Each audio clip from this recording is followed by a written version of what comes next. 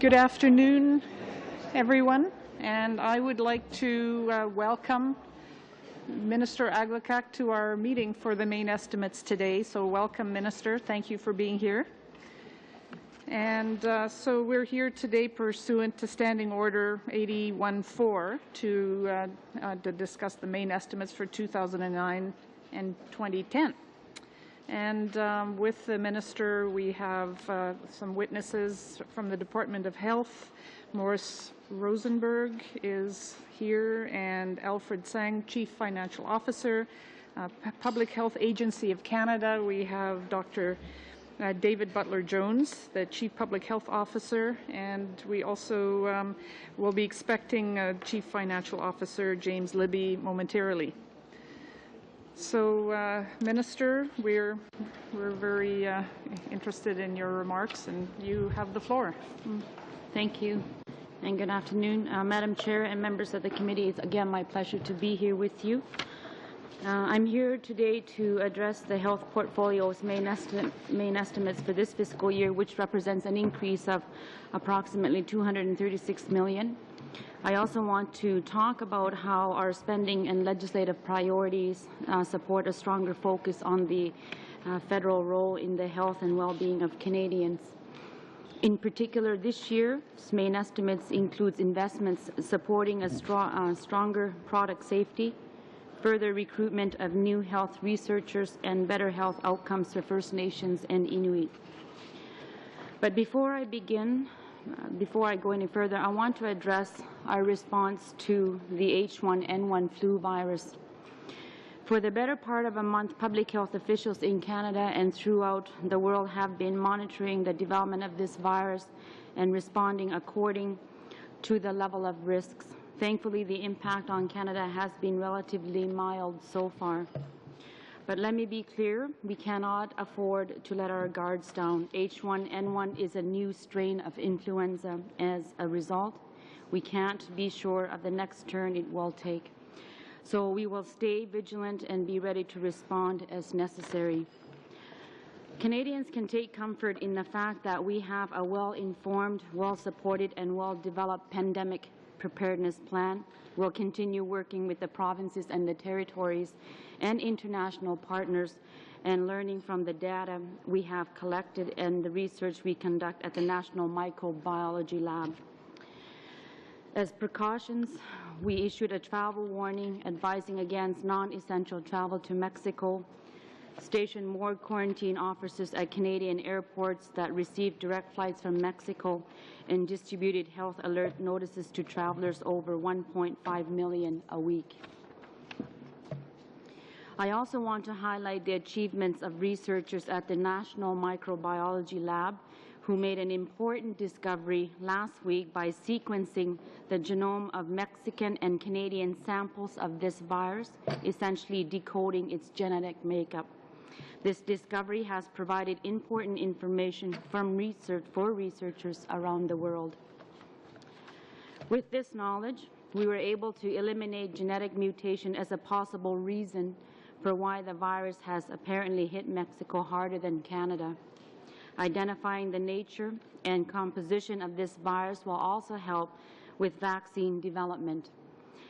Health Canada experts are working with a vaccine manufacturer on the initial step towards developing the vaccine. However, it is internationally acknowledged that producing a safe and effective vaccine could take up to 6 months. It is imperative that we balance the need for speed with quality and safety.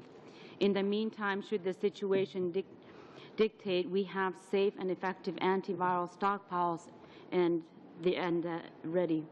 Madam Chair, let me say that so long as this situation persists, we will remain vigilant. As we have from day one, we will keep Canadians well informed and well advised as important details emerge. We are constantly considering the effectiveness of everything we do so we can make adjustments, and we will continue to provide the leadership that Canadians need and deserve. Providing leadership in protecting the health of Canadians against infectious disease is a key federal health responsibility. It is one we are committed to fulfilling. As you know, our government has pledged to improve our ability to meet another key federal health responsibility. I'm referring to our commitment to modernize our safety systems for consumer, food, and health products. Some of the essential changes we seek are represented in Bill C6, Canada Consumer Product Safety Act. This is an important legislation that will bring our consumer product safety regime in line with the realities of today's global economy. Of course, amendments to the Food and Drug Act remain part of our Food and Consumer Safety Action Plan. But for now, I want to thank the members for this committee for your careful review of Bill C6. I also want to thank you for your thoughtful input on Bill C11, the Human Pathogens and Toxins Act. That legislation has improved thanks to the work of this committee. The bill will increase the biosafety and security at Canadian labs that work with human pathogens and toxins. Please let me thank all members for their efforts in putting forward important changes to this bill at committee. I join you all in hoping for the quick passage of both C6 and C11 through the Senate towards gaining real assent. The sooner this happens, the sooner the health of Canadians will be better protected. Of course, research is essential in finding new ways of protecting and improving Canadians' health. It is for this reason that our government is providing further support to the Canadian Institute of Health Research. This government is committed to supporting innovation and research. Budget 2009, or Canada's Economic Action Plan, contains some $5.1 billion in science investments. In terms of health research, since 2006, CIHR has benefited from $117.2 million of permanent budget increases and a further $154.6 million in time-limited targeted funding supporting priorities such as pandemic preparedness. Furthermore, I'm proud to say that this year's main estimates include greater investments in scholarship programs designed to recruit and develop the health research stars of tomorrow, and Budget 2009 commits even more. In the past, CIHR-funded research has led to improvements in cancer treatment, cardiac care, and patient safety. As a result, I'm confident that the investments we're making today to attract new talent will lead to new significant health improvements in the future. This year's main estimates also includes new investments for better First Nations and Inuit health today. As I said at the opening, we're dedicated to sharpening our focus on federal responsibility, and among the most important within my portfolio is ensuring the availability of health care services for First Nations and Inuit. Today's health disparities between Aboriginal communities and the rest of Canada are apparent, and it is our goal to reduce them.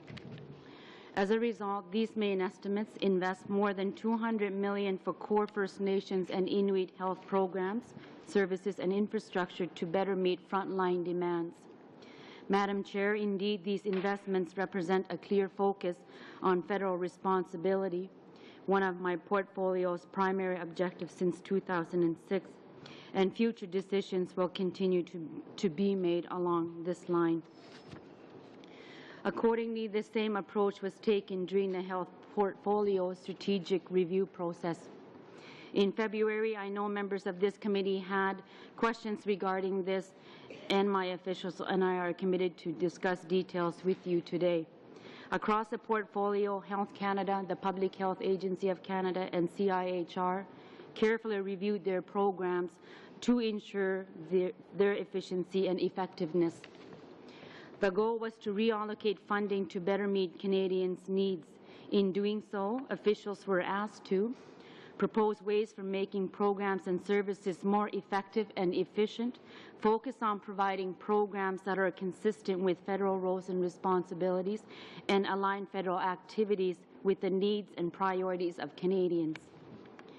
In terms of results, the portfolio will realize the following savings: $44.6 million in 2009-10, 61.7 million in 2010-11, and 108.4 million in 2011-12. Additionally, in February, some committee members feared there would be cuts to important Aboriginal and women's health programs. I'm happy to say that these fears were unfounded. In fact, the reinvestments we were able to make as a result will improve our ability to protect the health and safety of Canadians. For example, Budget 2009 included $35 million over 3 years to CIHR through the Canadian Graduate Scholarship Program to support more future research stars. A total of $440 million for First Nations and Inuit health, care and infrastructure, and $500 million to accelerate the use of electronic health records in Canada, which will lead to higher quality, more effective health care. Madam Chair, these are important investments which are in line with the priorities of Canadians. In conclusion, I want to take a moment to salute my officials and all employees who have worked so hard in responding to the challenge of the H1 flu virus. I also want to thank our partners, both international and within Canada, for their ongoing collaboration. Let me also thank the committee for your work, past, present, and future. I look forward to the observations that will come from your study on the health human resource, as well as the new subcommittee that will study the impact of neurological disease. As we take further actions to sharpen the focus on the federal role in health, I look forward to your ideas. Finally, thank you also for accepting my invitation to visit Nunavut later this month. In my February appearance before this committee, I said that our vision needs to extend north of 60 if we want to be truly national. This will represent the first time in history that the Health Committee has visited my home territory, and so I thank you for accepting my invitation to broaden our perspective to account for the full vastness of the country we all love so much. So thank you, and I look forward to your questions. Thank you very much for those comments. We'll go to a round of questions now, and I'd like to remind committee members that when the minister appears, there's a different timing. So there will be 15 minutes for the Liberal question, 10 for the Bloc, NDP, and Conservative question in the first round, and then it goes to 5 minutes for each of the question opportunities in the usual order of our committee. So. Dr. Bennett. Thanks very much. Thank you very much, Minister, and thank you again, your officials, for the hard work that you've done in this recent outbreak, and for your inclusiveness in allowing us to be briefed appropriately and hopefully be part of the building the confidence of Canadians in what you are doing. I believe your intentions are well-founded, but I'm worried in looking at the estimates that you don't necessarily have the money to do it. And I would like, therefore, to understand, in just beginning with the line item on emergency preparedness and response, why it would be more than $10 million less than last year, meaning that $38.97 million last year, just $26.8 this year. And also, as you know, there's pandemic preparedness and then pandemic response. We are now into response. And so we want to know what happened to the $400 million that was booked in the 206-7 budget that was $600 million for departments and agencies over the next 5 years, $400 that could only be set aside as a contingency fund, only accessed as necessary. My understanding is that now is down to $80 million, according to and we want to know, have you been able to access that contingency fund? How big is it? And why are the estimates for emergency preparedness response so much lower than they were even last year? Thank you. To start off, Budget 2006, we had invested $1 billion to develop the pandemic preparedness plan for Canada in partnership with the provinces. and territories. And that plan that was developed included planning for stockpiling of antivirals and so on. And we established a contingency plan.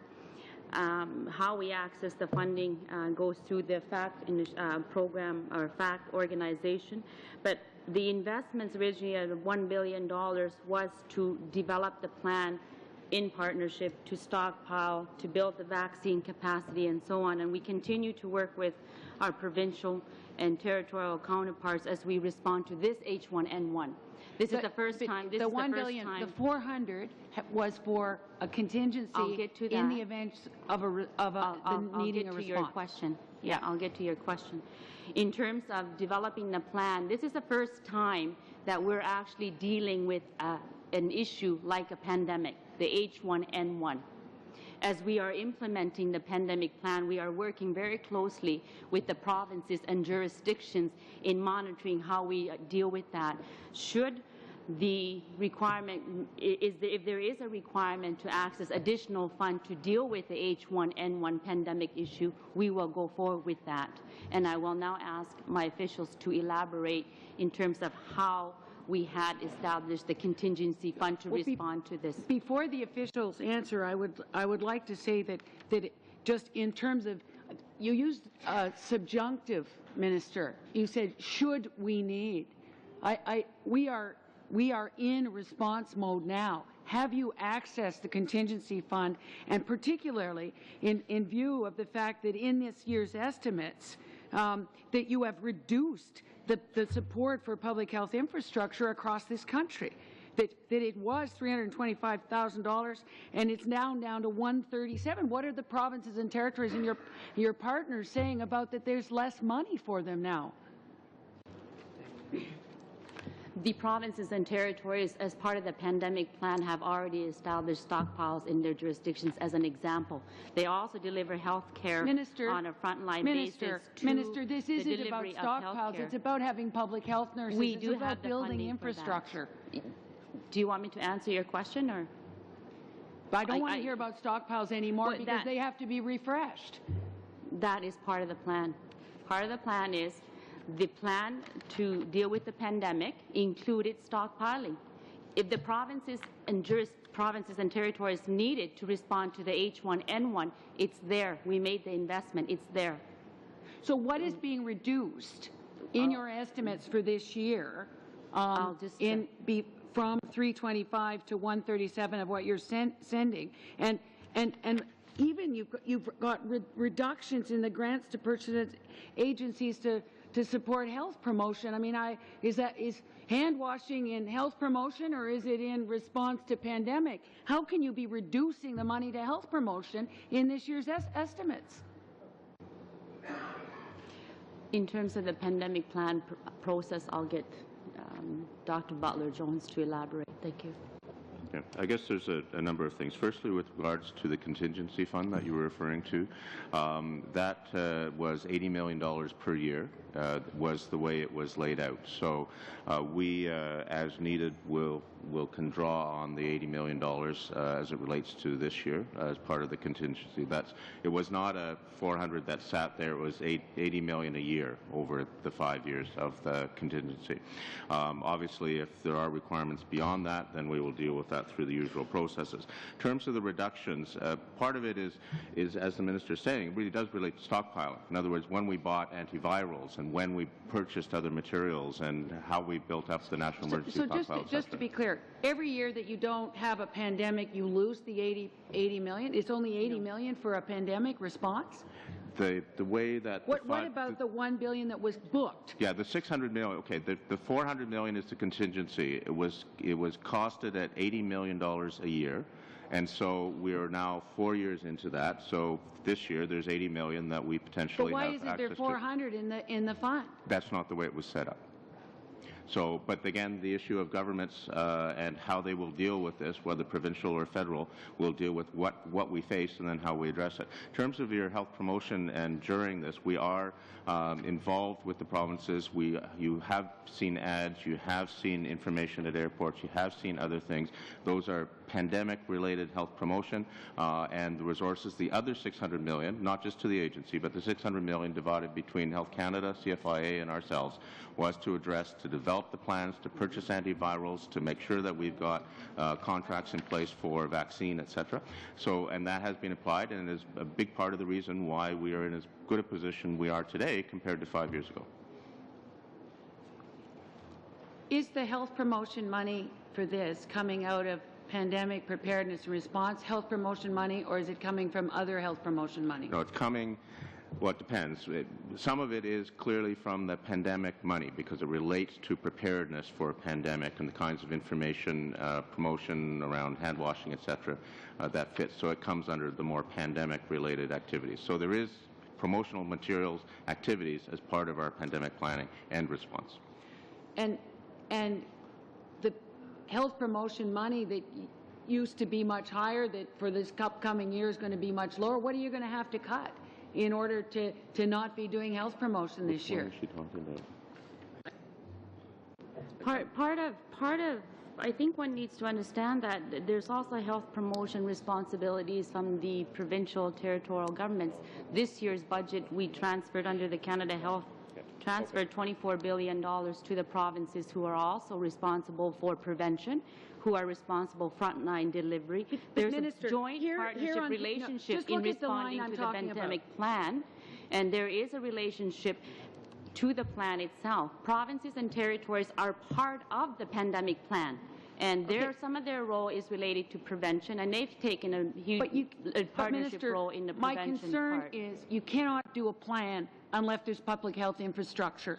In line item, under grants to individuals and organizations in support of public health infrastructure. Last year was $325, this year $137. How can they affect their plan if they've got less money for infrastructure? But I'll get him to explain that, the change in the paper, how we presented it. Yeah, it's not that there is a reduction. It is a movement from grants to contributions. So a different mechanism for funding these activities. It's not that the money isn't being used and isn't there. It's no longer in the grants column. But what about the strengthened public health capacity, down from 44 to 31? Well, most of those, just in terms of the, let me speak to it generally while Jim kind of looks at the specific numbers, because what we're doing and what we're developing and the kinds of things, and it's difficult in one single year to another. We have, as an agency, increased substantially over the last 4 years, both staff and resources that have been put into public health activities, both for the support of the system out there, but also here. So from year to year, monies will go up and down depending on whether there's specific purchases, specific projects, etc., that are done. And some of them are moved into more effective areas or more appropriate areas, because once we've done something, then we don't have to do it again. So we use that money somewhere else, so it moves in column. So are you telling me that you think that public health infrastructure for Canada is perfect and that we can actually now afford to be rolling back? No. I mean, even in contribution to universities and public health organizations to do workforce development is down. Contributions to individuals and organizations in support of public health infrastructure down. Like, I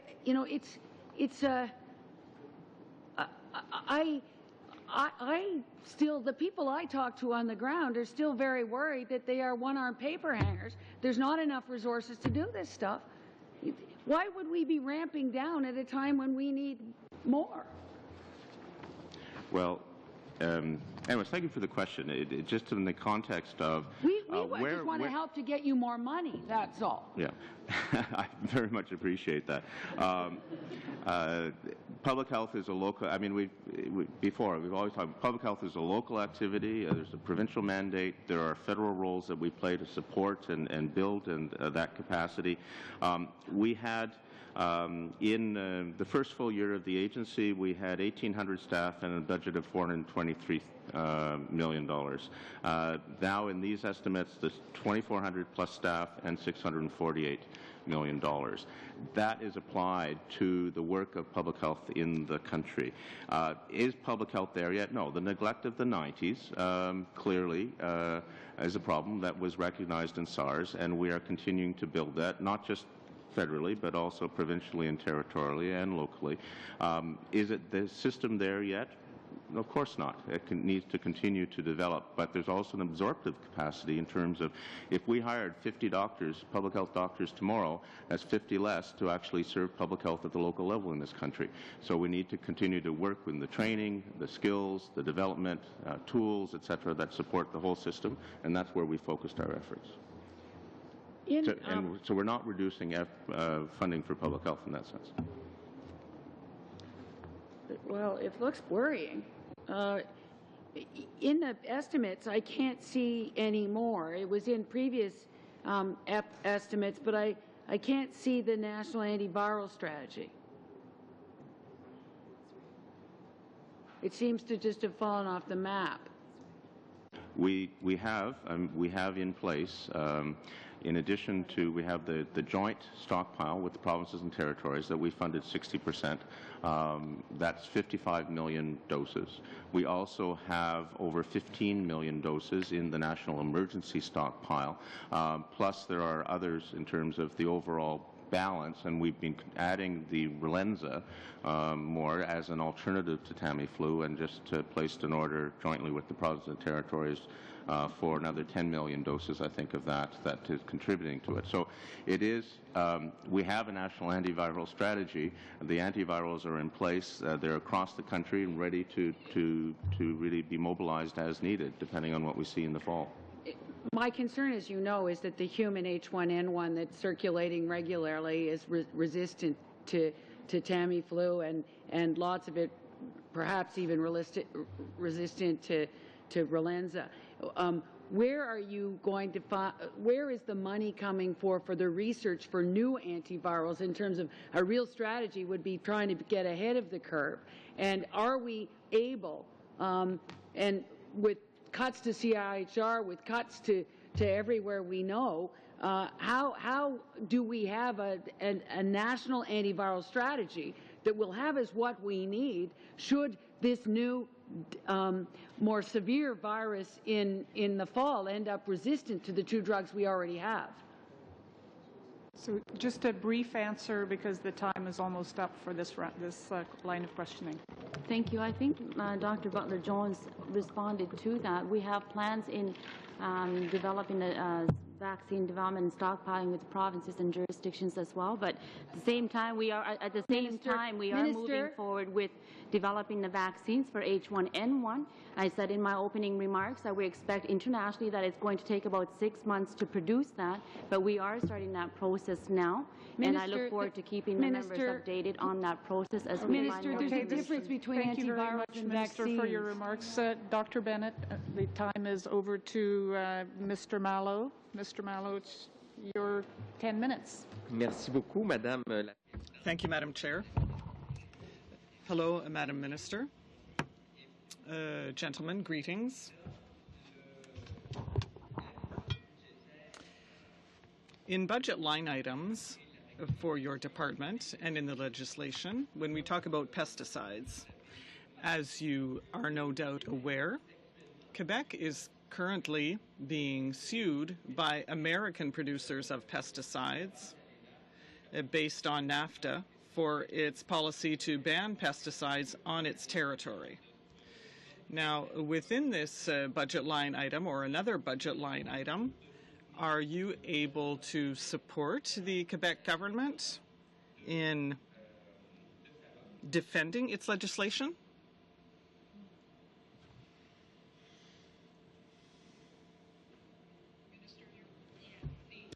It's on. Thank you. Thank you for the question. The government has always been very clear that health and safety of Canadians is a priority.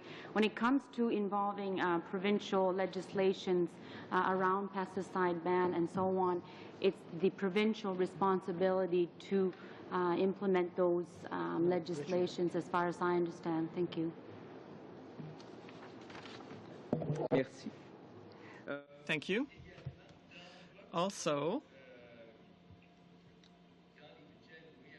in the budget allocated to your department, in a line item called Sustainable Environment Hygiene, under this component, there are funds affecting new technologies such as nanotechnologies.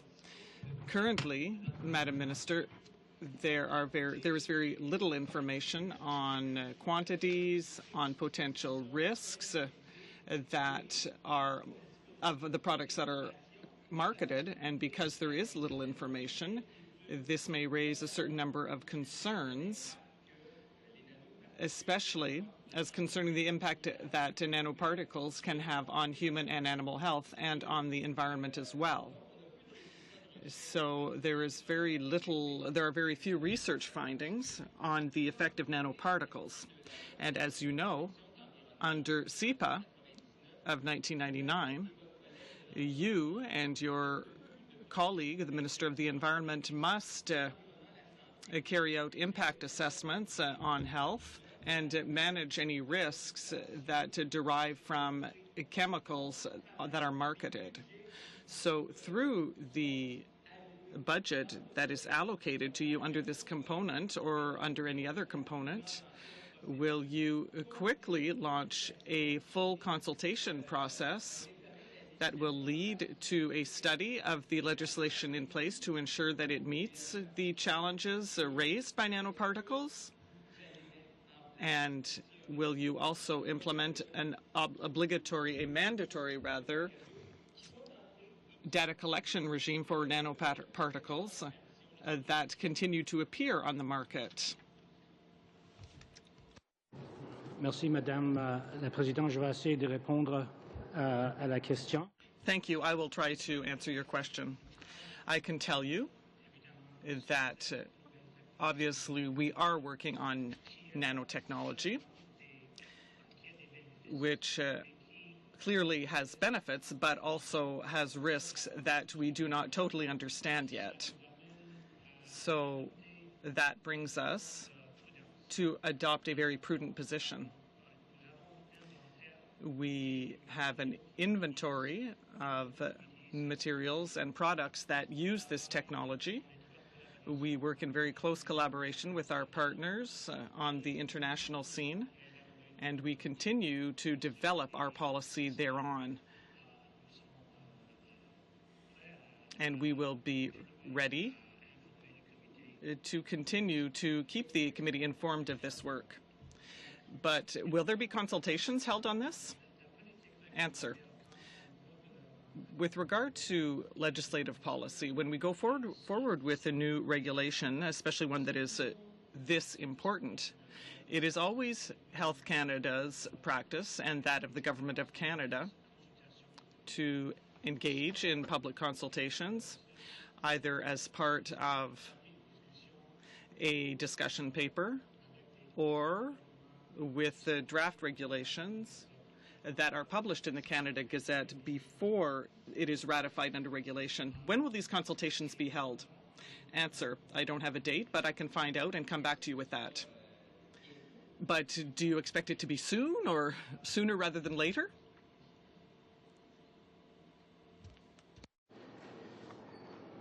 Rapport qui a sorti en juillet 2008. In July 2008, there was a document that came out on nanotechnologies that was prepared by the Canadian Council of Academies. But if to answer your question as to whether Health Canada will undertake consultations, I will find out. I do not have the date with me right now, but perhaps before the, I hope to be able to get back to you very quickly. Thank you. Sir, Mr. Rosenberg. Madam Minister, in your conclusion, you used the following words.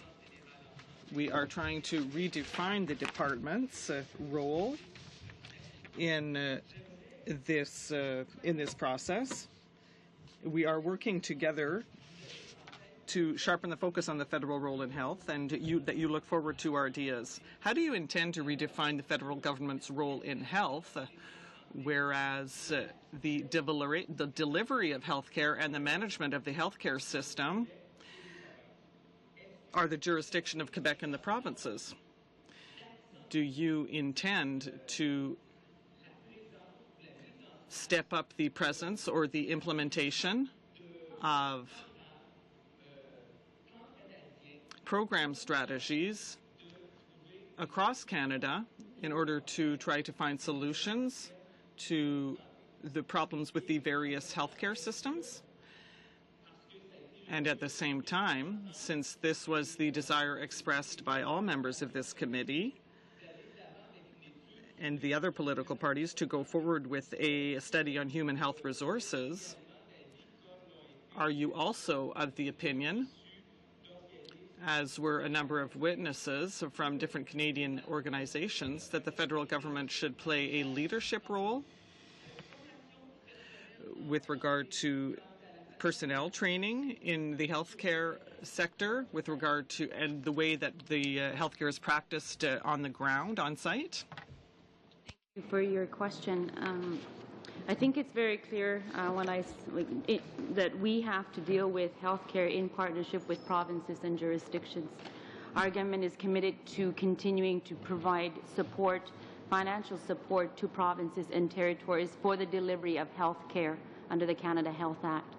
And in the last few years, we've been transferring funding and increasingly transferring funding to the provinces and jurisdictions to allow them to deliver health care. This year's budget that we transferred April 1 was $24 billion, and next year that will grow by 6%. It's up to each province and territory in terms of how they allocate that funding to meet their needs. Our role is to ensure that we support the Canada Health Act and provide the financial support to provinces as agreed to. But in addition to that, the federal government has a role in the delivery of health care to First Nations. Health Canada does. And my job here is to ensure that we continue to try and address the health indicators in this country for First Nations people, and that's one of the increases in the budget. If you look at the population health of First Nations people as opposed to the rest of Canada, there's a huge gap, and we need to start addressing that. We need to start addressing it. It's equally important to addressing delivery of health care in provinces and jurisdictions, and the funding that we have provided here will support to try and address some of those health disparities. The other part that I'd like to talk about is we do a lot of work in this country in partnership with provinces and territories, whether it be in the area of mental health, whether it be in the areas of health, human resources. We've been working with provinces on that, whether it be in addressing patient wait times, the issue around developing the pandemic plan.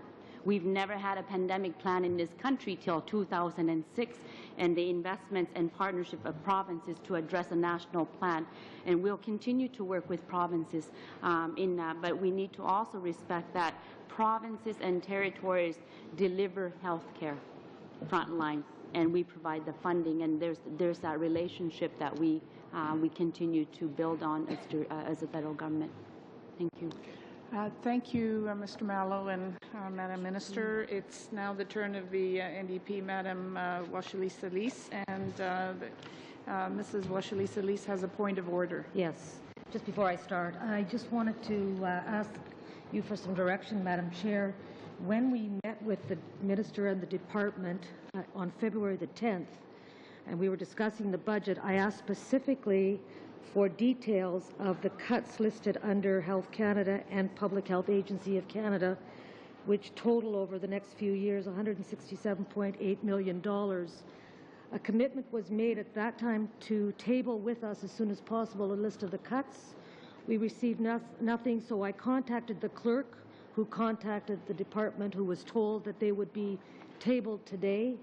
I just don't know why we don't have a document by now, how we do our estimates when these requests are not taken seriously, and I'm wondering how we proceed on the basis of that kind of Okay, thank you for the question. inattention to our committee. The minister has a chance to respond to that. Our plan is to go through that information with the committee today, and I have both the deputy and Dr. Butler-Jones to go through the details with the committee with you. Well, Madam, and if you want, we would like it tabled. That was the request. you want it tabled. We would like it tabled so we can table that. study it and so we can ask appropriate questions. Yes. All right. I'll proceed with my other questions until I get that information handed out to us in both languages. I mean, when requests are made by committee for information and there's a commitment to do so, these are meant to be taken seriously, not Thank you, laughed at. Mrs. Okay. O'Shaleese. I'll go on with my your remarks. 10 minutes. Thank you. Let me start then with the question around infrastructure. I'm wondering if the minister has, as it now stands, the infrastructure dollars set aside in this budget for the stimulus package do not include health facilities, either hospitals or wellness clinics or any other such health facility. I'm wondering if the minister has made any representations to her colleagues and has accomplished anything to ensure that health facilities might be able to access some of the infrastructure dollars. Thank you. Madam Minister. Thank you for the question. The delivery of health care is the responsibility of the provinces and territories. We transferred April 1, $24 billion, which was an increase of 6%. And again, the provinces and territories distribute that funding according to their priorities. What's included in our main estimates for Health Canada is infrastructure for our responsibility in the delivery of health care for First Nations communities. Thank you. So can I take it then that you have not made any representation to the Prime Minister or to your colleagues to help access some of the new infrastructure dollars for health facilities? I assume that's the case. Let me ask then, in terms of other infrastructure, with respect to Aboriginal communities, are you prepared to announce today the $300 million for a hospital or a facility to serve the Garden Hill region in Manitoba, where we have just witnessed and experienced the tragedy of a couple baby deaths?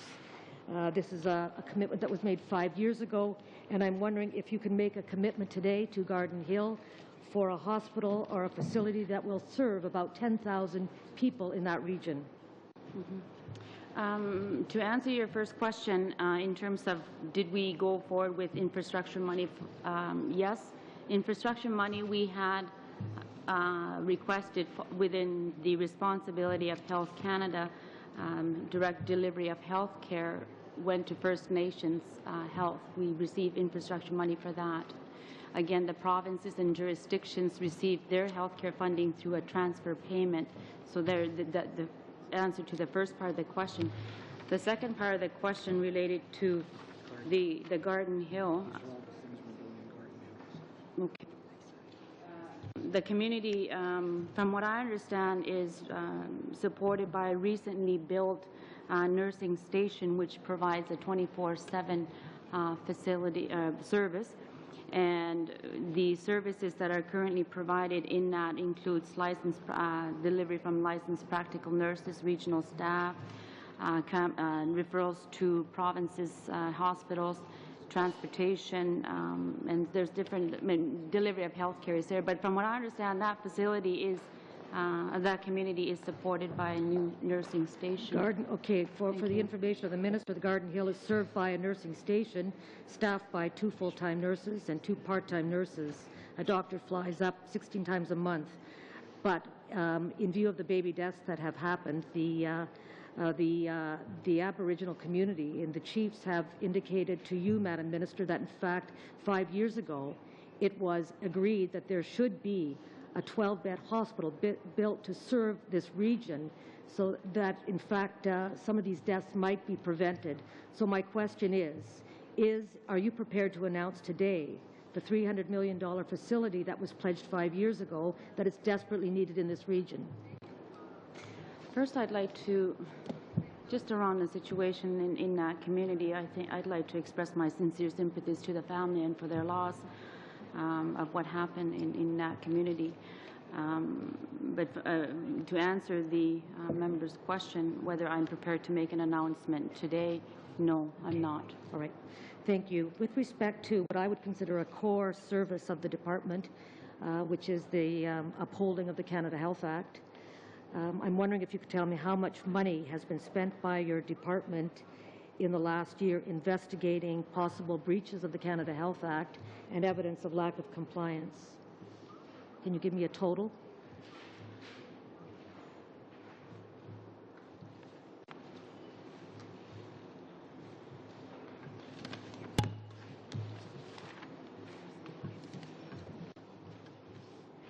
Perhaps while you're looking for that answer, I'll ask a related question, since I don't want my time to be lost.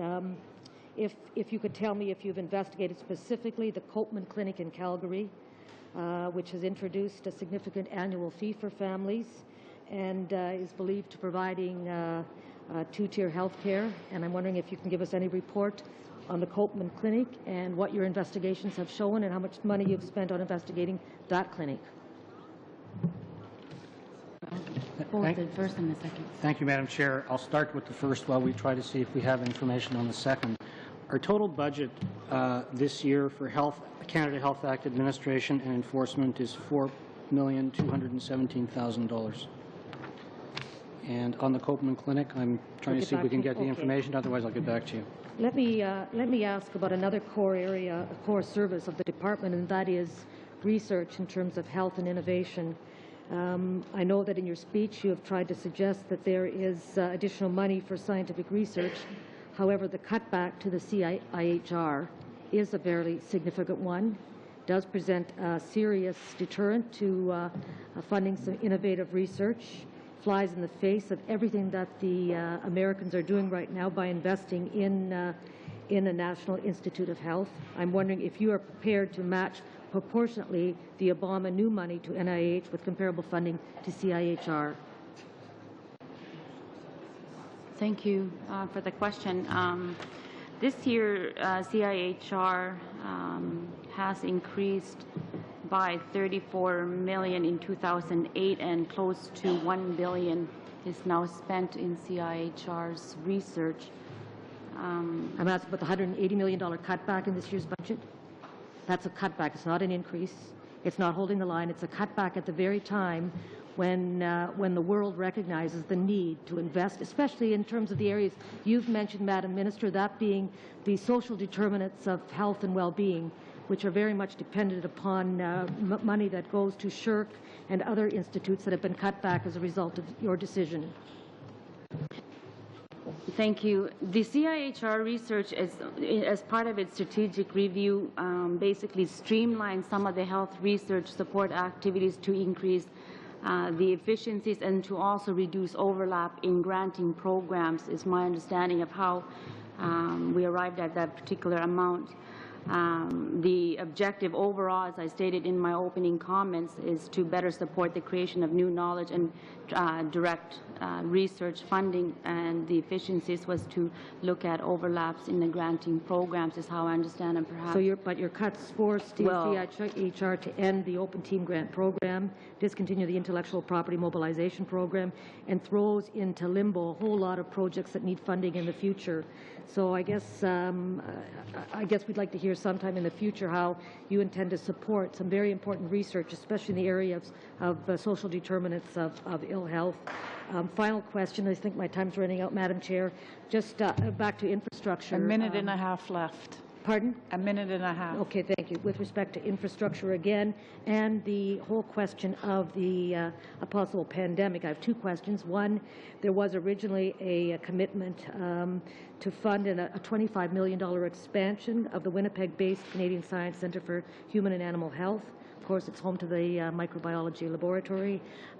That does not appear to be anywhere in this budget, and I'm wondering what the plans are to do that, because it's so desperately needed. And related to that is, I understand one of the innovative approaches of the lab would be to actually do some investigative work around hospital supplies that wouldn't carry bugs and allow for infections. We have a pandemic of our own right now, and that's 9 hospital patients in Canada. 1 on every 9 hospital patients in Canada contracts a healthcare-associated infection. 12,000 Canadians die every year from that. What is your government doing to address cleaning as a determinant of healthcare-associated infections? Madam Minister, there's about a half a minute, so a short answer, please. On 2 levels. Thank you, Madam Chair, for the question. Firstly, as part of the infrastructure money, the lab in Winnipeg is receiving $24 million to address so that we can improve our efficiencies, etc. So but that's a different line, and I think it addresses what you're questioning. The second item, with regards to infection control, it's a huge issue. Obviously, it's not just a concern to us, but to the provinces and territories, and there's been increasing work with them around how do we actually get at that in a more effective way, including some of the research that we in CIHR and others are doing in terms of what is effective in addressing it. So that will be, we hope to see more over the next year. Very much. That time is up, and we'll move on to Mr. Uppal. Your turn. Thank you, Madam Chair, and thank you, Minister, for coming. And I also just want to add my comments to the opposition in commending you in handling the H1N1, you and your department. I think really adds to Canadians' confidence in this situation. Minister, if you could tell us, what has our government done to improve mental health in Canada?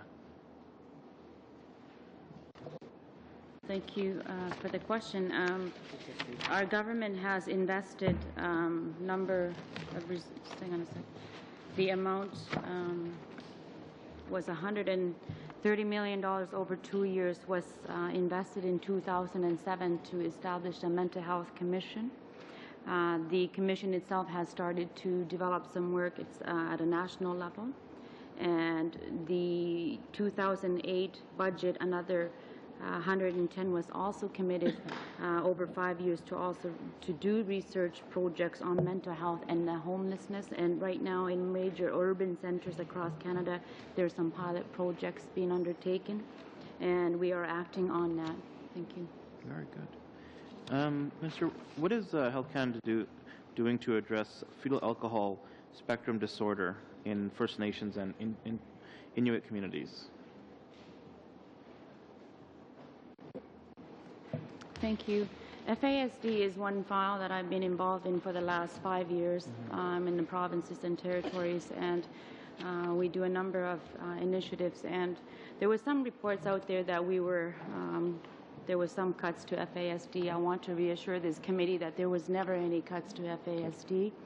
FASD funding that was reported, 90%, we give grants out and contributions, and 90% of that was spent, and we will continue to address the FASD projects in communities where it's needed and where there's study. And our government is committed to making investments around the area of prevention and counseling and for screening, and we'll continue to work in that area. Thank you. Thank you. Minister, respiratory diseases, including lung cancer, are the 3rd leading cause of death and hospitalization in Canada. Lung diseases also account for over $12 billion annually in direct and indirect healthcare costs. What is the government doing to improve the lung health of Canadians? Our government recently announced that we were investing $10 million over 3 years to provide Canadians on how to prevent and detect other respiratory illnesses and major elements around national. That was a major element of the national lung health framework. Recently, I made the announcement to invest $10 million with the Lung Association of Canada here in Ottawa. We know that this is, lung diseases can be completely preventable, and it's an area that we know we can invest in prevention and public health through public health and so on. But this year, we recently announced the $10 million investments to address some of those issues. Thank you. Thank you. Just given this committee's past interest and involvement in the issues of trans fats, as well as the interest in the media and in the public Could you please inform us as to what Health Canada is doing to monitor the levels of trans fats in Canadian foods? We got trans fat, yeah. Yeah.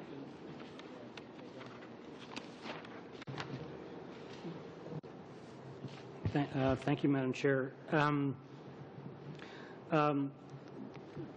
As you know, the government asked companies a couple of years ago to voluntarily limit the amounts of trans fats that they put in their foods. Our sense now is that in 80% of the foods tested are under the 5% limit that was imposed. We had given a notice at that time, 2 years ago, that industry would have 2 years to reduce trans fats to the lowest levels possible, as recommended by the Trans Fats Task Force. So we are now examining just how far this has gone. The trends are good. Most companies are complying. There are a few outliers, and the question will remain in finalizing this analysis: to what extent does one kind of continue with a voluntary approach to encourage people to go along, maybe accompanied by some publicity, as we've already done for companies that are non-compliant, or is now the time to switch to a more regulatory approach, recognizing that for companies who have complied with the voluntary limit on trans fats, that the regulations would really not impose any hardship, because all they would do is reflect where those companies are, but that regulations might in fact be an important inducement for those who are not in compliance to bring themselves there. So this is an issue that we are currently studying, and we hope within the next few months to be out with a proposal that we would be consulting on publicly. Thank you. And just for my last question, I just wanted to follow up on just Ms. Wasilicia's question regarding the strategic review. Can you tell us about those documents? I mean, I know you'll table them later anyways, but if you could just take a few minutes, I think there's still a few minutes left to be able to go over those numbers. Thank you, Madam Chair. I will start. It will be our intention to table with the committee. I have to say, and I apologize if there was any misunderstanding, I have some notes here in English. We can have them ready en français very quickly, but not today. But I will take you through what we have, and I am prepared to table, and Dr. Butler-Jones is prepared to table as well. So Health Canada's strategic review helped identify areas where we can better focus the federal government's core role in health, where we can improve how we work with partners both inside and outside the federal government, and where we can improve the efficiency and effectiveness of how we do business within the department. So Health Canada exercises the federal role in three main areas: consumer and environmental safety, working with provinces on national health systems at First Nations, and Inuit health.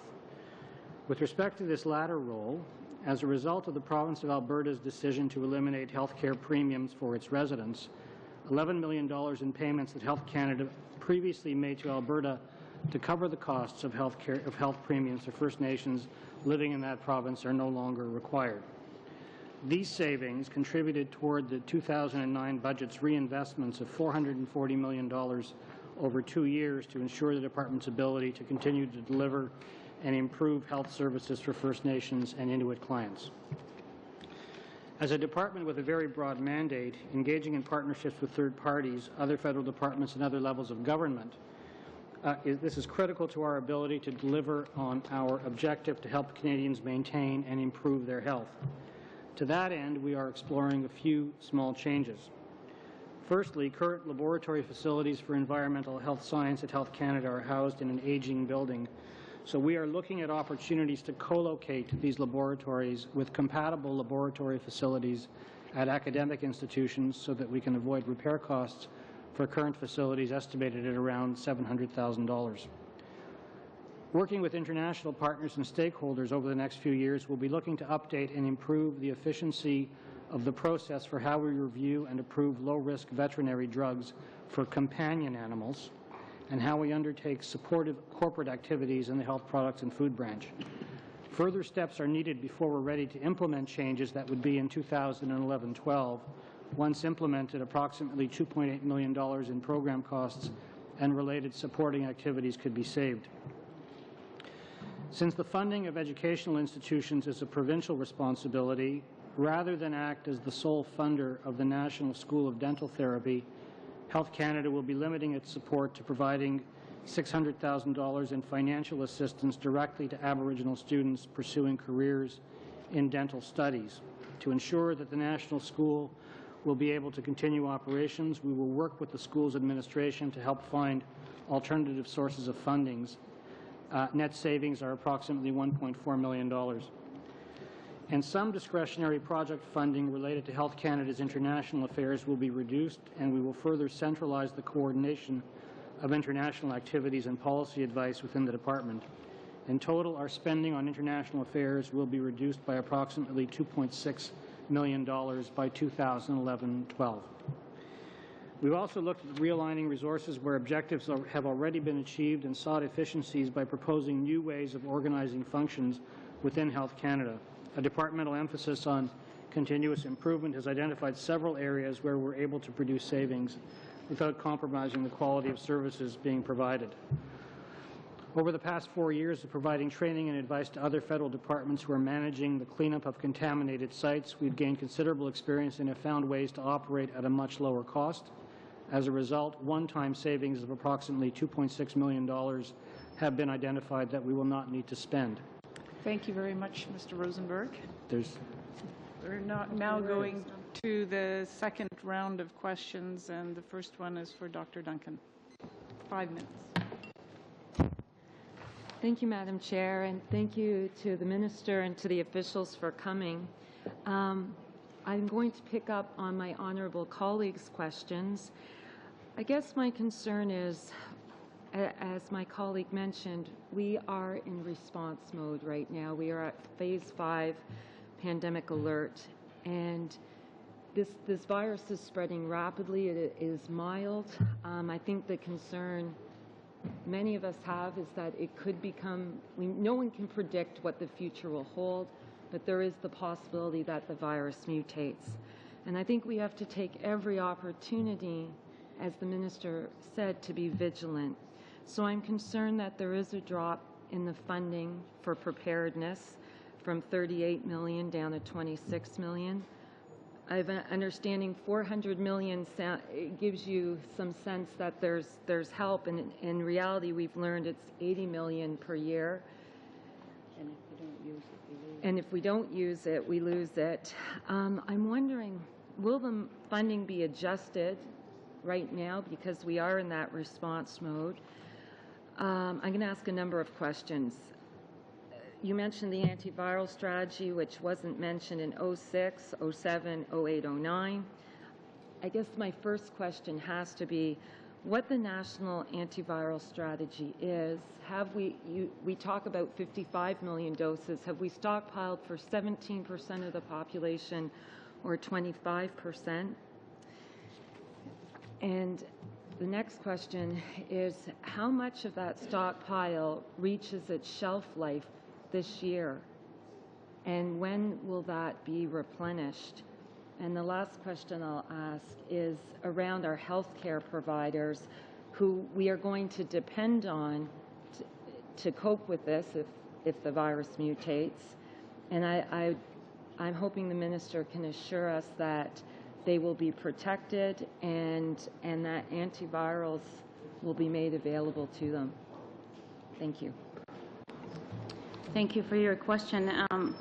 Again, just to talk about the pandemic plan, this plan was tabled back in 2006 when we developed the plan with the provinces and jurisdictions. It outlines very clearly the roles and responsibilities of provinces and jurisdictions, the federal role, what we would provide in terms of support with provinces and jurisdictions for whether it be funding and separation of roles and responsibilities and so on.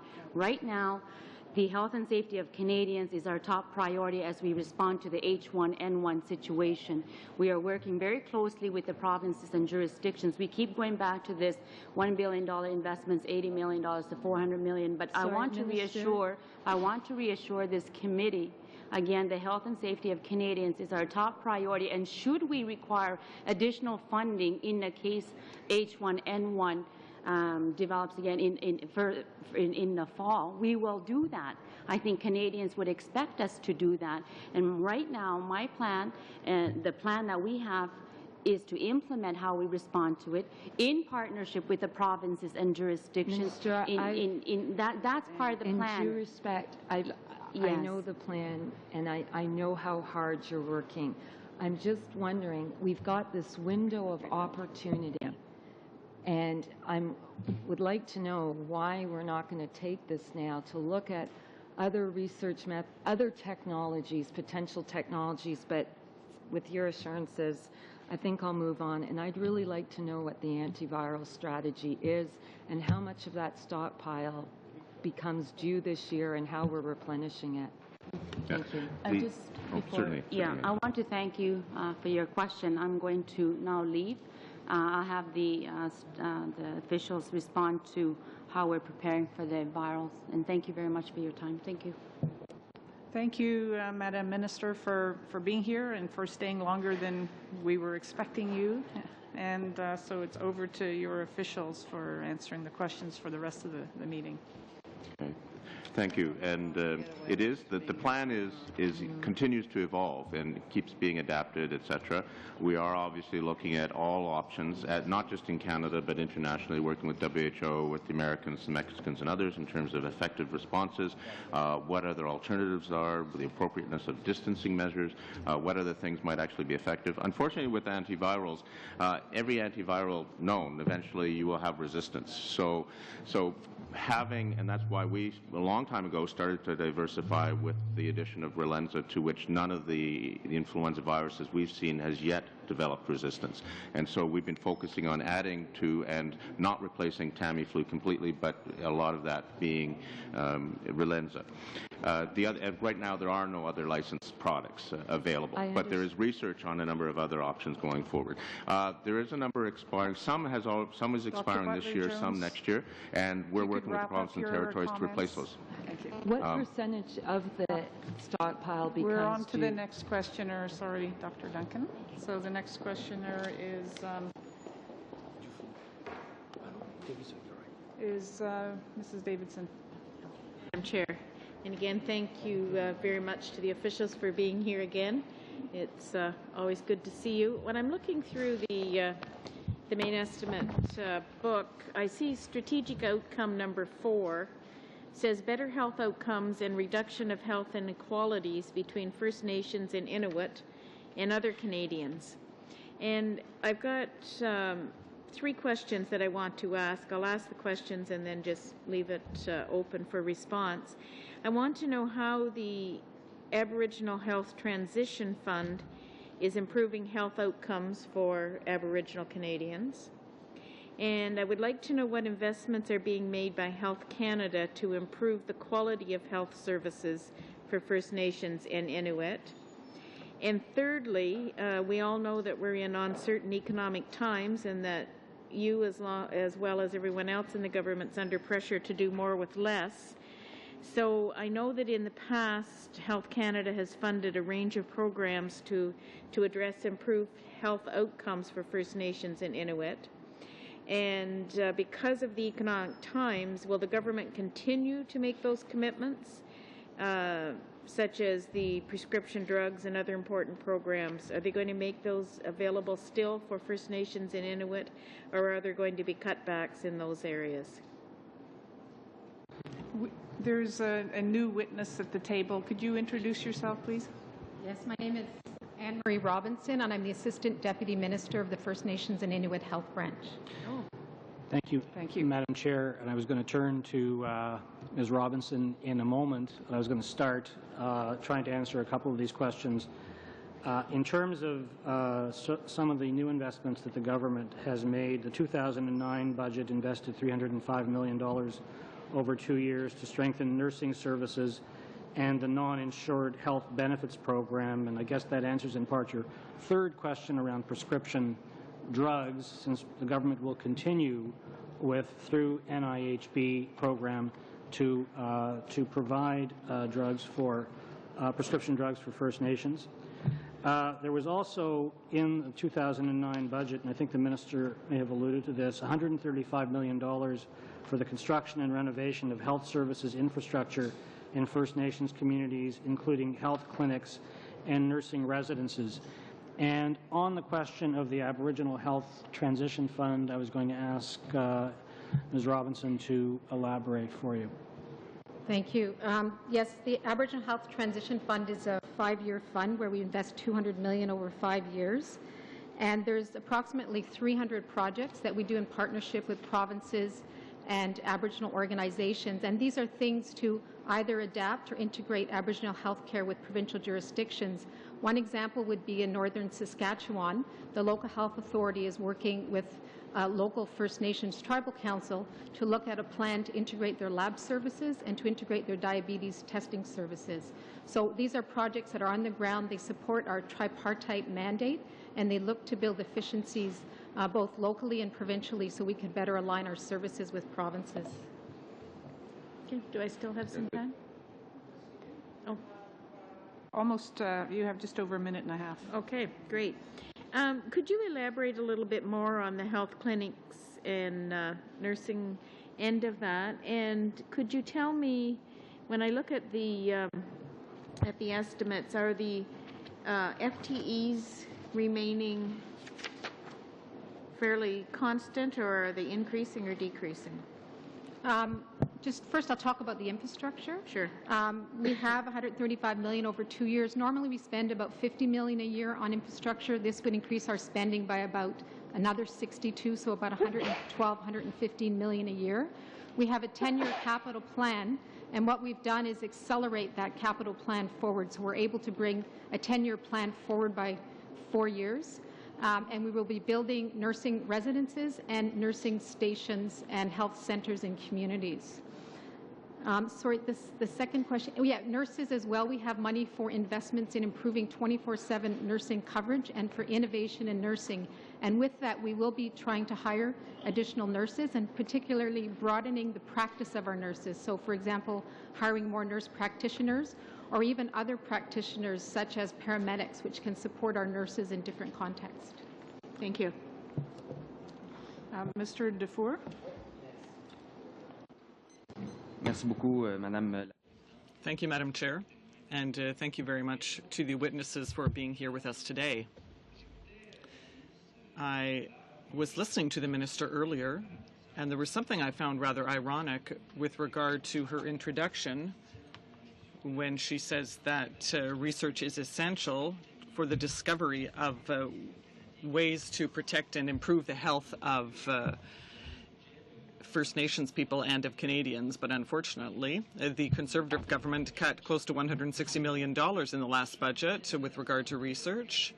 And as concerns the healthcare sector, we see that CIHR had an urgent need of $150 million additional dollars to have the funding they needed for their infrastructure.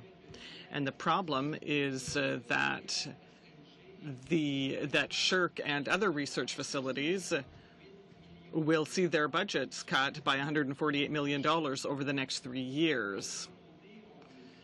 So the minister says that there's an urgent need for investment and that research is a priority for Health Canada, and that she wants to invest money to find new vaccines, especially with H1N1. We know that there's a pressing need for funding in the research sector to help find new remedies. But on the other hand, what we see in the budget is cuts, and it's as simple as that.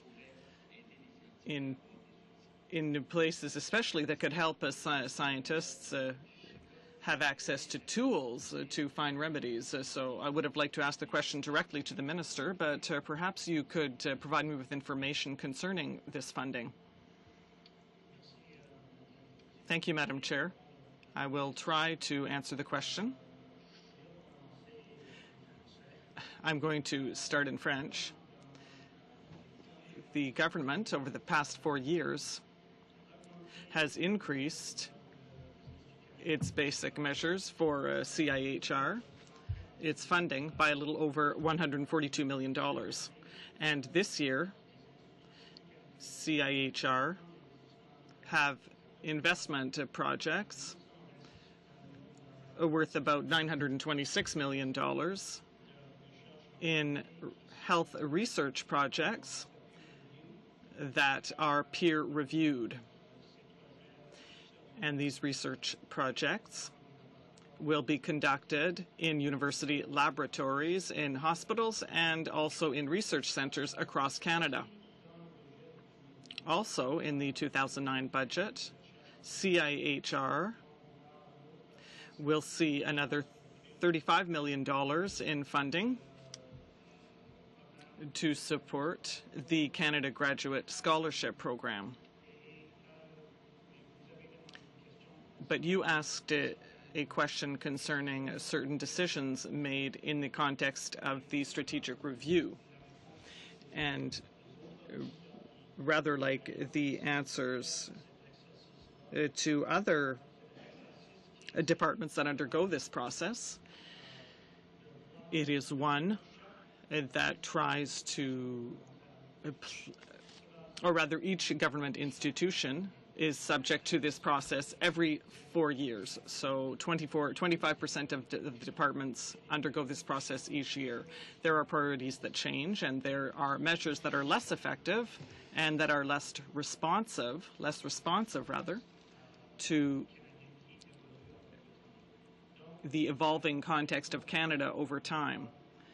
So it is normal to see certain cuts, and I think I can say that there have been changes that were made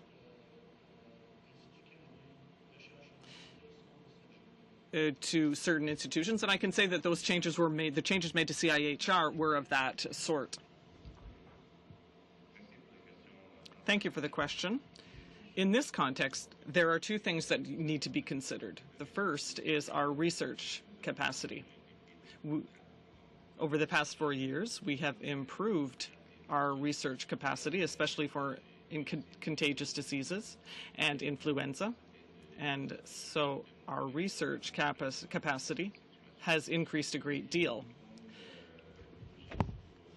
And also, the budget for immediate research for H1N1 or other pandemics. So this is going on right now. And now, Madam McLeod. Thank you, Madam Chair. And I think, first of all, I'd like to pick up where my colleague left off with some questions in terms of Aboriginal issues. And I don't know if the Assistant Deputy was wanting to answer them or not. But anyway, I guess my first question would be, we certainly recognize the, huge disparity in terms of health status. And we have talked about, really needing to be focused in terms of those inequities. And, there are significant dollars being spent in terms of, supporting Aboriginal health. So I just wonder, are we having some success in terms of things tracking in a positive direction? So that would be one question. And the other thing I'd really be interested in exploring is, understanding what the agreements, for example, with the province of British Columbia, we're talking about an agreement with that province, and so how that's actually looking and working in terms of supporting our Aboriginal communities. Thank you.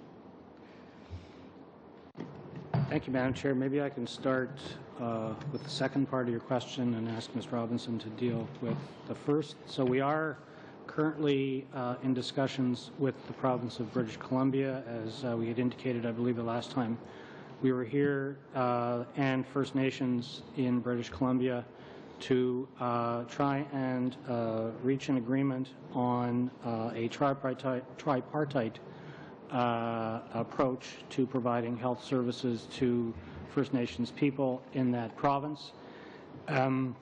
We've had a little bit of a delay because of the election, but we've spoken to colleagues in BC just a few days ago, when we expect that as soon as the cabinet is formed and a new minister is named, that we'll be back at it. We hope to meet with First Nations leadership and political leadership in the BC government as early as June or at least July to talk about progress. The idea here would be to integrate First Nations health services into the broader health services within the province.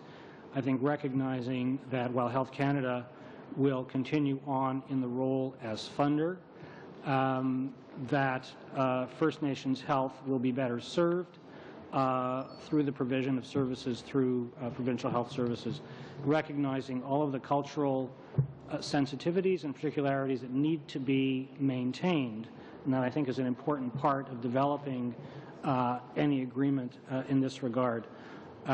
So we are, as I say, we're dealing with two other principles, but certainly those principles, and especially First Nations leadership in BC, has to consult with, as do we, a large number of First Nations communities with different health status and different preoccupations. That's taking a little bit of time, but we want to do this in as respectful and consultative a way as possible. And on the other part of the question, we're doing a number of things to improve. We're trying to shift our resources into promotion and prevention so we can prevent disease rather than just be in the business of treating it as other healthcare systems are. And for example, we're putting a lot of emphasis on things like prevention and management of diabetes, maternal and child health, and doing increasing research to make sure that we take an evidence-based approach. We're also looking at the underlying determinants of health very carefully, and we recently released a report and working much more closely with First Nations and our federal partners to ensure that we address health outcomes in a comprehensive way. And as well, in terms of data, we, for example, have the Regional First Nations Health Longitudinal Survey and other techniques that we use and continue to improve to ensure that we have the right health indicators so that we can target our interventions and programming in the most efficient and effective way. Great, thank you. Just 1 minute left. Great. So I guess I better make my last question a quick one. I understand that the Health Canada health portfolio, you're doing some things to modernize the management and delivery of the grants and contribution system. I can talk about it in terms of First Nations and Inuit health. And we're proud to announce, in fact, we've just launched a 10-year contribution agreement. We now have it with 2 First Nations. And what we've done is taken a risk-based approach to ensure that we're being prudent in terms of the use of taxpayer dollars, but also looked at streamlining the management of this and using a much more intensive risk-based approach. So for First Nations, it's much less of an administrative burden in terms of the paperwork and reporting they have to do. And for First Nations who have gained experience in healthcare delivery, they have much more flexibility in terms of taking the bundles of money that are passed down from governments and recombining them in a way that makes more sense for their own local needs. Thank you so much. Thank you, Mrs. McLeod and Dr. Bennett. Thanks very much. As these estimates represent what was part of a budget that it was to be part of a stimulus project for the economy, I think there are many experts who believe that investing in health and social services are 2 of the most important ways of getting dollars down where they can do good work. I guess other than the good, I think, increases in the dollars in terms of First Nations Inuit health and to the Mental Health Commission, in the Health Canada estimates, virtually every other thing went down. Health systems, environmental health, health products, substance abuse, food nutrition, pesticides, workplace health, international health, everything went down. So why couldn't you have made a better case that at this time in a recession that investing in health is a good stimulus? I just am really disappointed that from Health Human Resources, all those people losing their jobs, couldn't we have had training for these people to become nurses or all the things that we're lacking? There doesn't seem to have been any creativity in actually designing a budget other than all these cuts. So I guess I want to know where is the even so I'll go back to public health for a second. If you want to answer the other one, it's fine. However, the $500 million from Infoway, is any of that going to public health? And in terms of tracking and of the new money that went into Infoway, because I think a lot of us felt that. And then for Dr. Butler-Jones, I guess I still have to go back to this contingency for pandemic. I think the Canadians believe that you were quietly and wonderfully spending the $120 a year to get ready. I think that most Canadians would believe that that $80 million a year is sitting nicely in a pot, such that should we end up in trouble, that all of that money is sitting there. I feel very confident knowing that you only have access to $80 million in the event of a severe pandemic this fall. So $80 million doesn't seem like a lot of money. 400 makes me more confident that you can tap in to that amount that was set aside. It was booked in the 2006 budget. $1 billion over 5 years. What happened to the $80 million in 2006, 2007, 2007-8, 2008-9? Where is that money, and why isn't it sitting there for you to be able to access should you need it? Anyways, thank you very much. I guess firstly on Infoway, there was the original investment that's leading to the development of Panorama, which is the both surveillance and case management system that the provinces have been actively involved with, and we're continuing to work with them on that development, in addition to SynFi and other technologies that have really allowed for the rapid dispensing and sharing of information across the country, not just with public health officials, but with healthcare institutions and others, which has really facilitated accurate information sharing very quickly. Secondly, the $80 million a year, again, that's the way the budget was set up, because nobody could predict whether the pandemic would be next year or in 10 years. So there was a contingency set aside for $80 million a year, should it be needed in that given year, as pre-positioning. That does not mean that that is the end of the story. That is pre-positioned, that we can apply for and access if needed.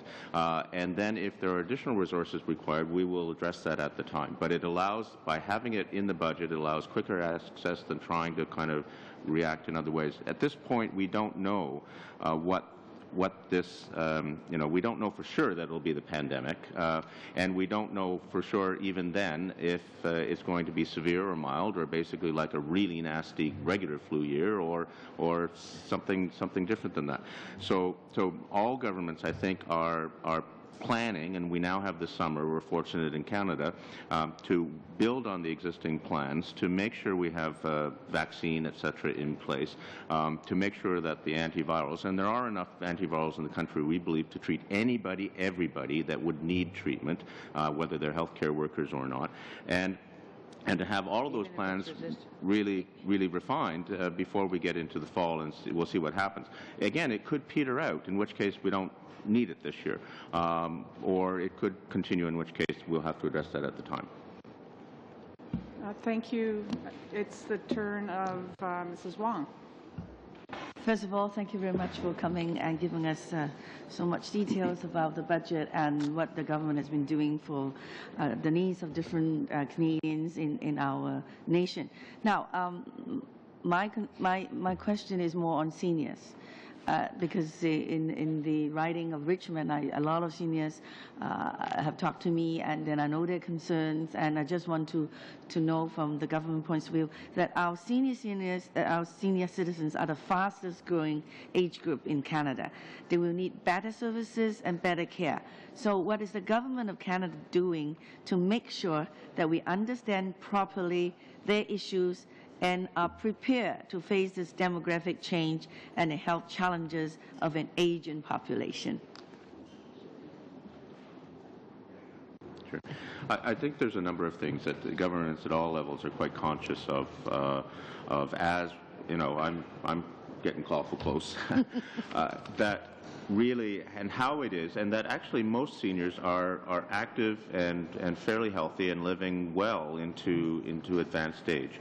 And so all levels of government, I think, are looking at what are the best ways to support that. And one way that we have is the age-friendly cities and age-friendly communities that we work with the funded WHO to do, to give guidance and support to municipalities and communities in terms of the kinds of things that will actually make a big difference and quite legitimately for the federal government to do. In addition, planning around emergencies and working with municipalities and others in terms of if there is an emergency, an outbreak, or a heat wave such as we occurred in Europe that affected Paris so badly, what are the kinds of things that communities can do to actually be more responsive, recognize those who are vulnerable, etc. So those are just a couple of examples of the many kinds of things that we're doing. And there is, as you know, an advisory group to both the Health Minister and the Minister of HRSDC. And we work very closely with our sister departments to really address those things in a more effective way. Those are just a few examples. Yeah, my next question will be about family violence, because that has come up become some issue too. So what is the government of Canada doing to address the issue of family violence? It's an ESR thing. Yeah. No. Anyways, there's now. Okay, there we go. There's a couple of things, certainly in terms of the federal role and the initiative and the support we provide around guidelines, about best practices, in terms of bringing together various groups and to try to approach this strategically. Again, these events happen locally, but having the connections provincially, nationally, and internationally, bringing best evidence and practice, bringing profile to the issue, those are all important roles that we play. I have some more time, right? Yeah. Okay, so I'm now... Excuse me, 2 minutes. 2 minutes, okay, thank you. Now, I'm very interested in drug safety and also effectiveness network. Now, so in January 2009, the government announced additional investment in the drug safety and effectiveness network. So what activities do we expect the network to undertake in the near term using this investment?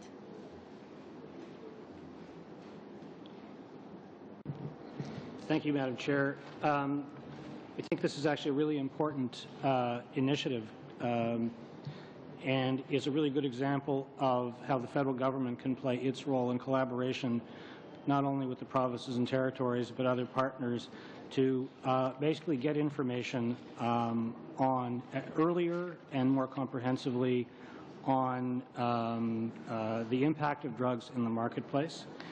It's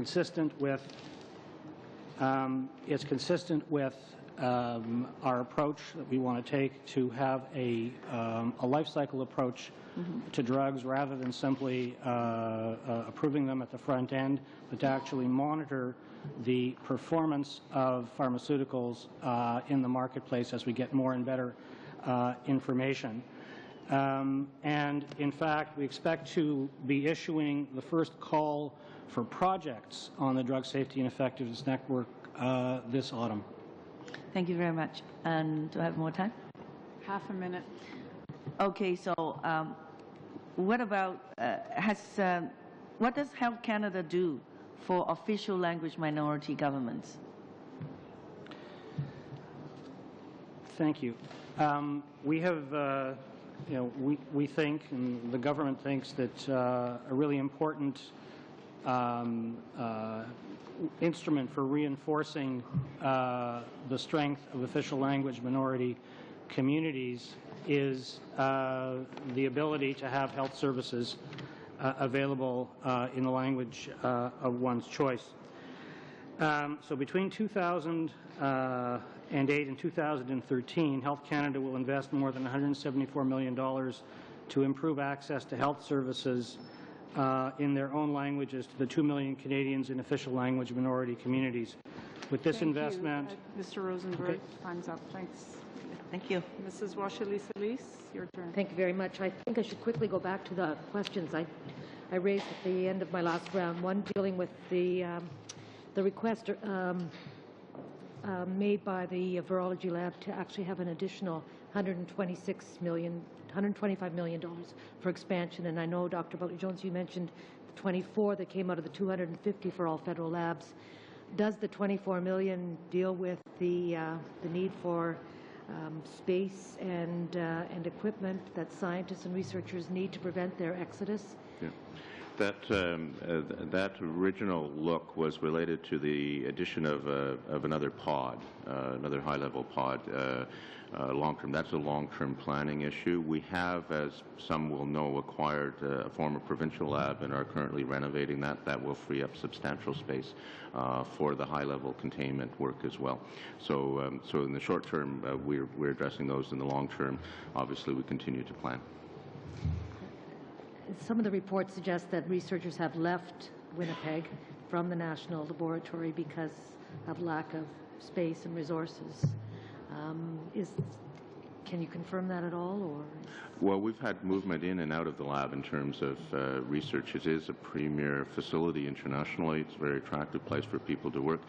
People do not spend their whole career in one place, and depending on the nature of their research, sometimes they find somewhere else is where they're more comfortable, and we see that from time to time. Sometimes they leave with the files?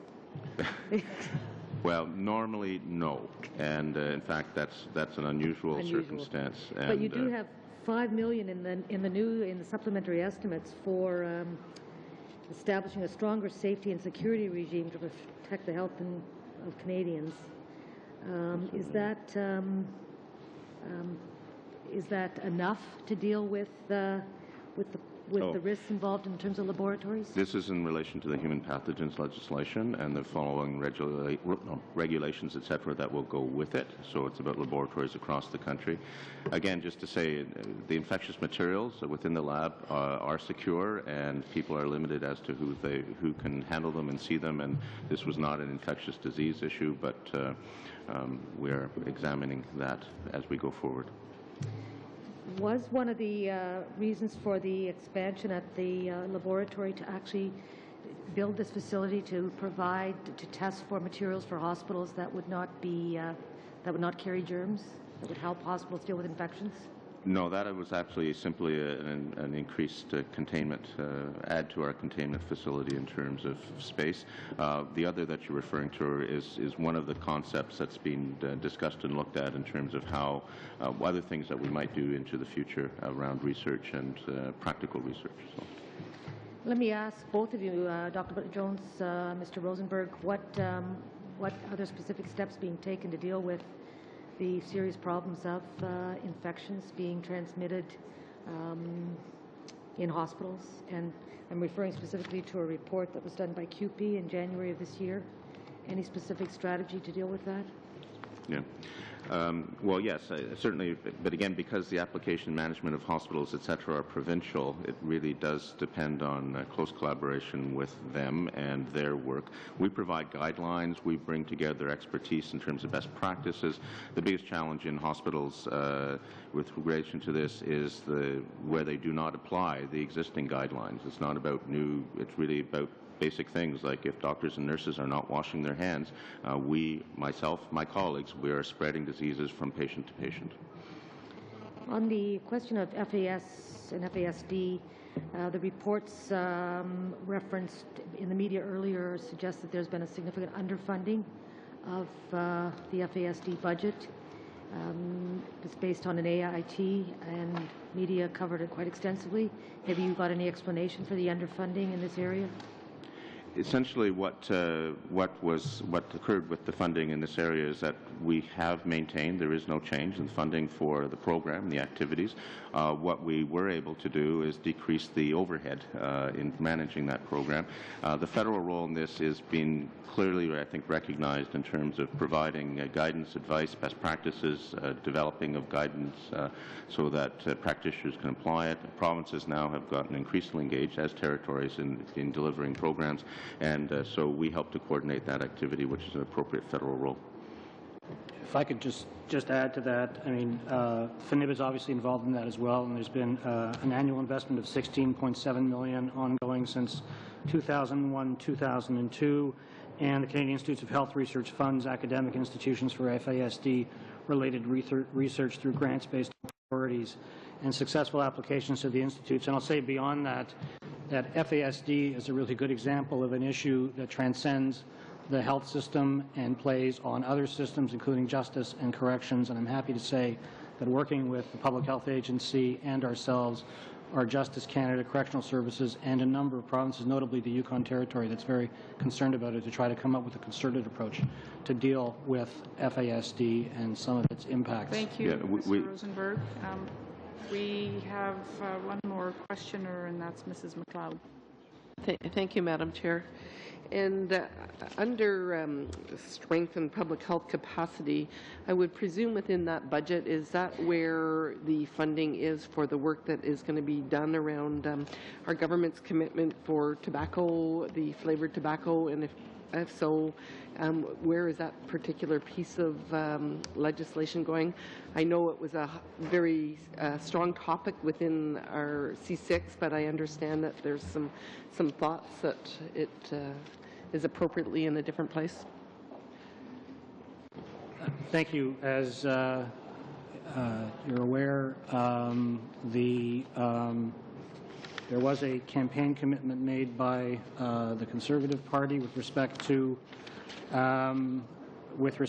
cracking down on flavored cigarettes, specifically setting minimum package sizes for cigarillos that are less affordable, so that they'd be less affordable for children, prohibiting flavor and additives that would appeal to children, and banning all tobacco advertising and promotion in print and electronic media, which may be viewed and read by youth. That was translated, I think, into a commitment to move forward with legislation, and we're hopeful to move forward with legislation very soon on this.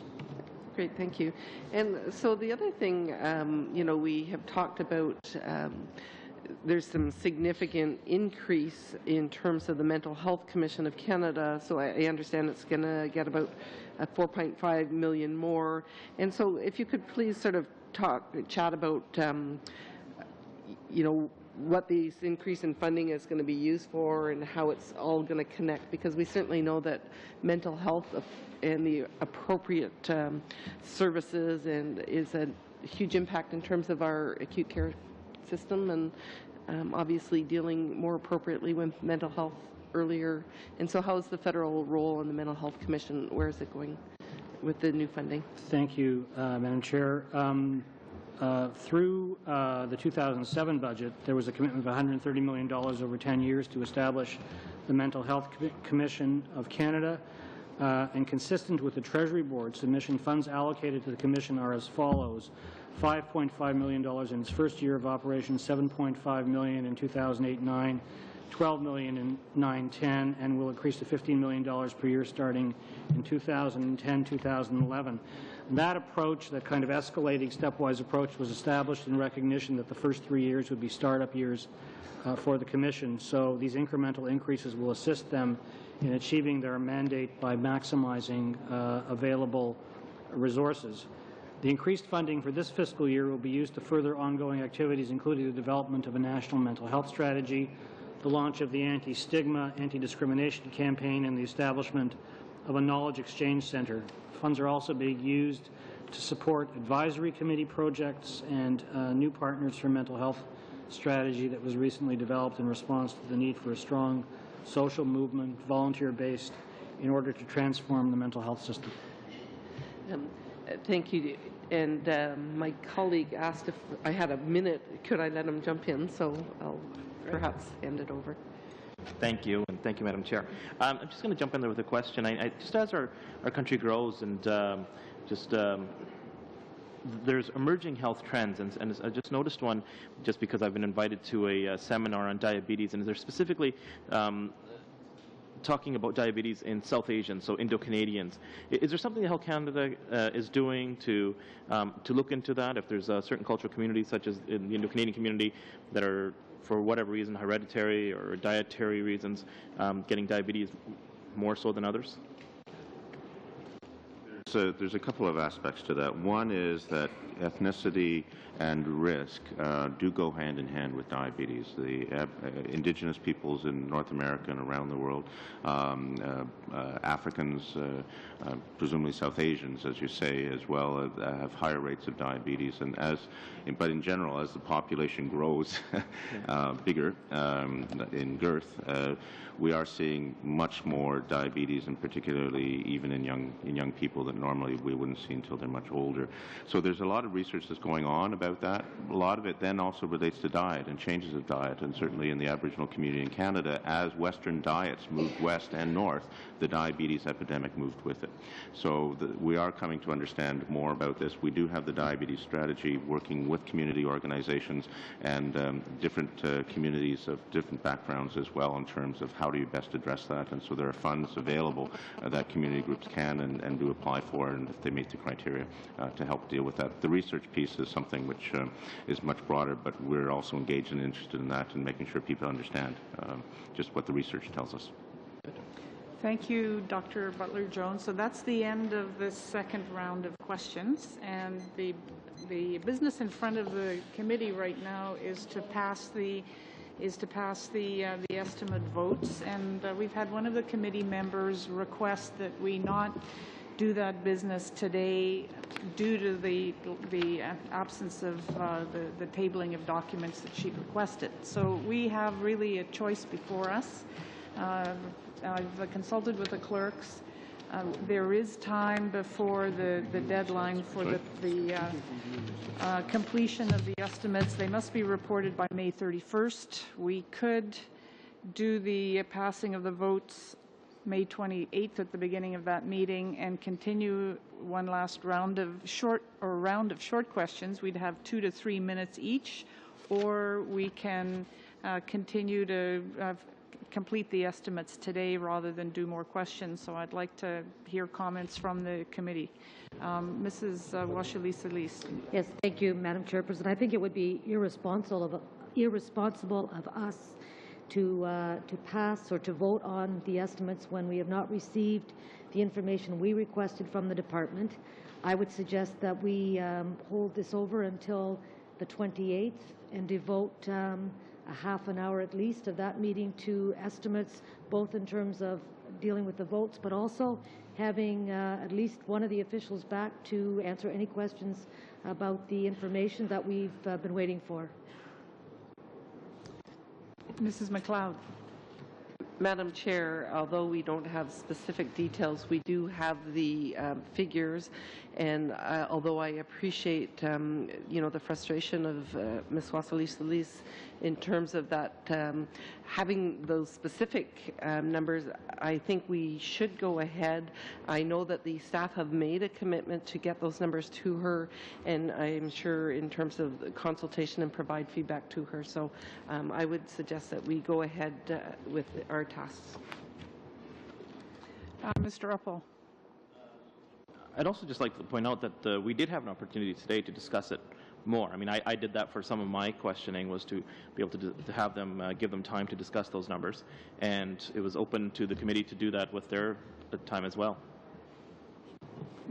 On a point of order, Madam Chair, we had a serious request by this committee to ask the department for details of $167 million in cuts. We may have got a little bit of that dribbled out today. It didn't give us a chance to analyze it or to ask questions in a serious matter. It should not be, we should not allow for that kind of disregard of the committee requests. And under no circumstances should we be voting on something when we have not had the proper information before us. Excuse me, Mrs. Washali-Solis, this is a discussion about that very issue. So Dr. Butler-Jones would like to comment, and then Dr. Duncan. If I may, Madam Chair, it's just a technical point that the strategic review is not reflected in these estimates because it was sort of post-estimates. It will be reflected in supplementary estimates. So it's not actually it's not reflected in these numbers that you have before you. Yeah, so we can go ahead. So that has a different deadline at the end of June, I believe. I'm not sure exactly what the date for supplementaries is, but they will be reflected in the supplementaries. Dr. Duncan. Sorry? It's not a subset. I would like to respect my honourable colleague's request as well. When we've been told that the numbers are coming, but we haven't seen them, and I understand they will be forthcoming, but in order to make informed decisions, I would like to see that. And I also think there are some more questions that need to be asked that haven't been answered. That have been asked. Dr. Bennett. Yes, I believe that there has to be some sanction for not fulfilling the request of a parliamentary committee, and so I think that it would be better that we be able to look at the document that was requested in February before we will vote on the estimates, and we can vote on the estimates on the 28th, and in the meantime, Dr. Duncan has the same question that she's asked about 9 times that has still not been answered to her satisfaction, and I prefer that we use the time doing that. Just a point of information about the May 28th meeting. There's 2 large panels. It's an extended meeting to accommodate the Health Human Resources witnesses. Any other comments? Mrs. Davidson. Yes, thank you, Madam Chair. Well, you know, we've got the estimates before us. That's what this meeting was for. We have had all of the people here explaining the estimates. We've had every opportunity to ask questions. And as Dr. Butler-Jones has stated, the document required is not in these estimates. So I think you should call the question and we'll... questions, and therefore the quality of this afternoon was diminished by the fact that we hadn't seen it. Anyone who hasn't Why are the tourists at this committee trying to direct the work of the committee? Committee, you want to tell the people of Oak Ridge's market if their member is a tourist, then Madam Chair, I welcome you to do so. But Madam Chair, if you call the question, I'd appreciate it. This tourist would like the question to be called, so I would move a we can take care motion of the that healthcare of Canadians. we hold over votes on the estimates until May the 28th, at which time officials will appear to discuss the information that would have been provided to us no later than tomorrow in 2 languages. So all in favor of the motion that was just put before the group? Against? So it's Please. it's a tie. All 6 of you are voting? So what? You have to vote to That there's, I see, there's one too many people there? No, of course.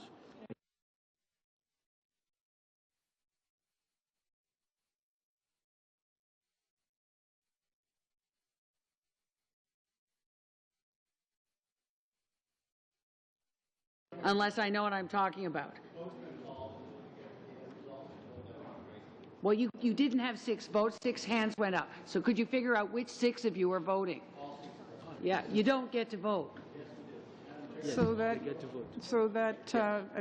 according to the clerk, this is in order that 6 of the committee members on my right voted, and so the motion is declined. And I'd like to go ahead with the vote decision. So I believe everybody has this in front of you. Shall vote 1 carry? Vote.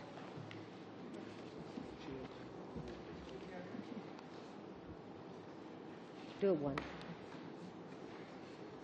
So, okay, so a recorded vote.